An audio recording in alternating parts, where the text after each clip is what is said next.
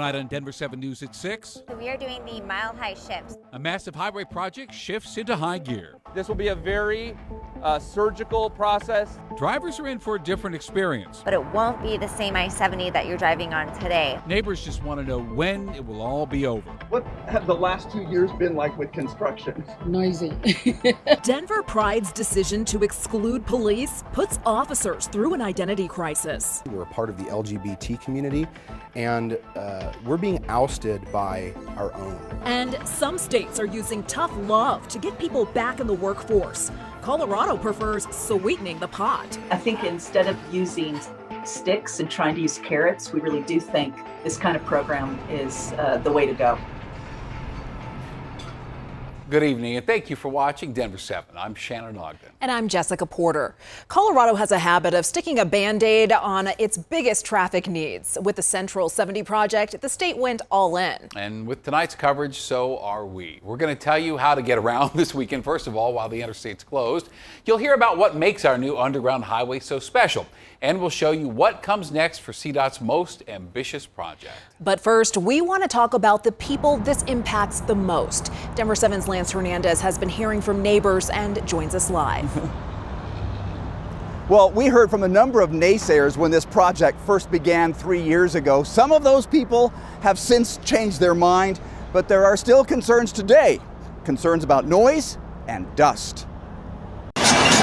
It was 3 years ago that work crews began demolishing the old Colonial Manor Motel for the planned widening of I-70 below grade. Today is the very last day you can ever drive on those old lanes of I-70. At 10 o'clock tonight, CDOT will shut down I-70 between Brighton and Colorado Boulevards so they can begin shifting traffic down to the newly constructed section for the Monday morning rush. I'm glad they decided to do it. Martha Reyes says she wasn't a supporter of the expansion project at first, but has since changed her mind because it will help move traffic and cut back on The danger of accidents, of cars flying down from the highway, like one did before. The last 2 years have been really noisy. You cannot sleep at night. And it's not just noise that's a concern. Away all the contaminants from a long time. Joseph Steele says decades of diesel fumes have rained down onto the ground. So has the product CDOT treats the highway with in the winter. Couple that with fluid from car crashes and nearby industrial pollution. He worries what's in the soil being dug up for the project. There were times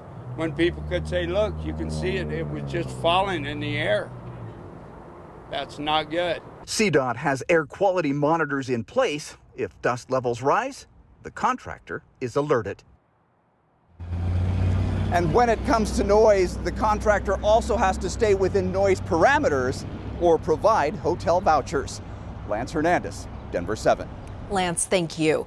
CDOT isn't just leaving drivers to their own devices this weekend, and neither are we. Denver 7 traffic expert Jason Luber is here with how to get around the construction. Getting around the Mile High Switch is actually not going to be as tough as you imagine because the detours are really easy. This is the area that's going to be closed down, I-70 between Washington Street and I-270. This entire section is going to be closed down between 10 p.m. tonight all the way until Monday at 5 a.m. when traffic will be shifted onto that new lowered section. If you were heading east on I-70 or north I-25, you could use I-25 up to I-76. You go east a little bit, take that eastbound 270 transition, pass the refinery, and then all the way back to I-70. If you were heading west on I-70, let's say from the airport, and you wanted to get around it, you would take that exit. It's going to be detoured at 270, past Vasquez, the refinery, to I-76, where you'll head west, and you have two options from there. Southbound I-25 to I-70 to head west, or continue on I-76 west all the way where it joins I-70 out by Wadsworth. And then come Monday morning, this is going to be your new look. These would be the westbound lanes, the eastbound lanes just on the other side of the divider. It will feel a little bit narrow in there, and there's a lot to look at, so traffic will be a little bit slower than normal until folks get used to the new lanes of I-70. I'm Jason Luber, Denver 7. So you know how movie theaters used to only feature candy and popcorn, and now you can buy whole meals and recline in the seat? That's kind of what this project is like. There are large jet fans on the roof to improve air quality in case there's a traffic jam. Those fans will also activate if a car catches fire, as will a deluge system to flood the flames with water. There are signs to let drivers know of conditions ahead and speakers so first responders can communicate with people inside. There's even a sensor to help balance the light.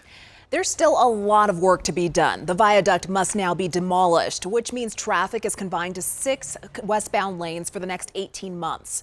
A 4-acre park complete with soccer fields and an amphitheater, splash, and a playground will also be built overhead. Overall construction is likely to last well into 2023. For more on the project, including a story about that time construction crews discovered fossils from the Ice Age, check out Denver7 Plus. It's free to install and easy to use. A task force has recommended 112 changes to how Denver police and the Department of Public Safety operate. The team was formed in the wake of the George Floyd protests and is made up of people from all walks of life. The recommendations involve everything from decriminalizing traffic stops to expunging past convictions for things that are no longer crimes to creating more affordable housing. Many of these recommendations in the report aren't new recommendations. They are things that have been evidence-based, things that have been proven to reduce crime, reduce recidivism. And so I think the question going forward is, who do we hold accountable for making sure that these recommendations are met? How can we experiment with some of these recommendations to see if they actually do resolve some of the issues that we're having within our community? The city wasn't ready to discuss the report today, but said it would get back with us next week. And you can read the committee's findings for yourself right now on thedenverchannel.com. The decision to exclude police from Denver's Pride Fest has put gay officers in an uncomfortable position. Here with one of those officers' stories is Denver7's Patrick Perez. Bill Hummel never thought he'd be talking in front of a TV news camera about an email he wrote. Just like anybody who is wanting to bring about change, which is what I'm trying to do, you have to do it outwardly. Hummel is a sergeant with the Aurora Police Department, and he also happens to be gay. Came out 10 years ago. When the Center on Colfax decided this week to prohibit law enforcement from participating in its virtual Pride Parade or attend in-person events, he knew he had to speak up. He emailed the organizers, hoping they'd reconsider. It really felt like we were taking a step back. In the email first published by the Sentinel, Hummel writes about his early struggles as both a gay man and a gay police officer. He never thought he'd be unwelcomed at a Pride Parade. We're a part of the LGBT community, and we're being ousted by our own.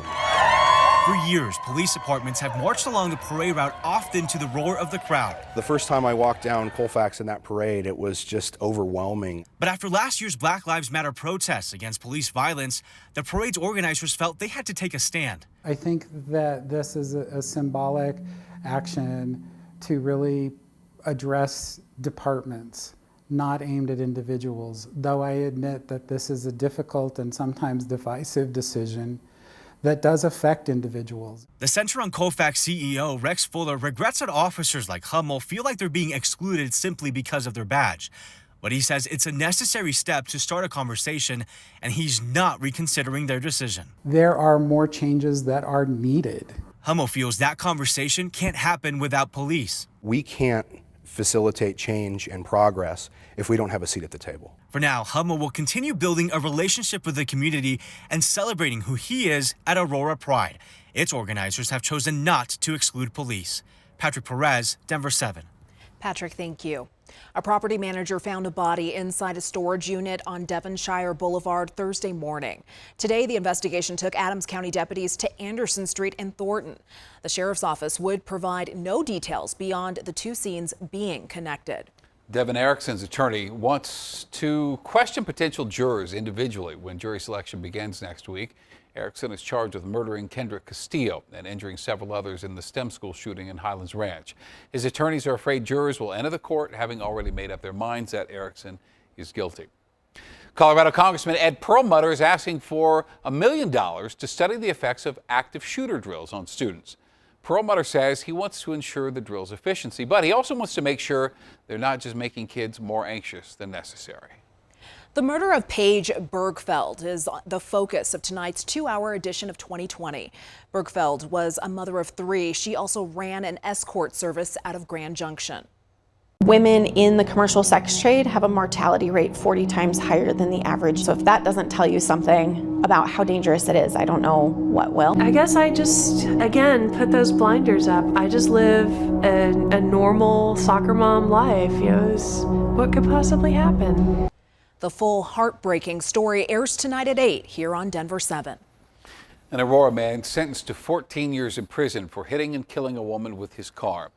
Timothy Knutson and Janae Phillips had both been drinking on October 28, 2018.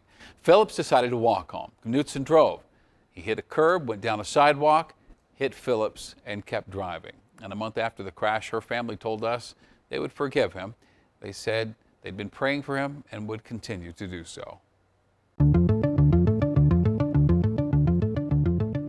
Windy, warm, scattered storms, and we'll see even more storms tomorrow. And Colorado looks to cold, hard cash as a way of getting people back to work. We need businesses, small businesses, to know about the program and use it as an incentive to attract workers.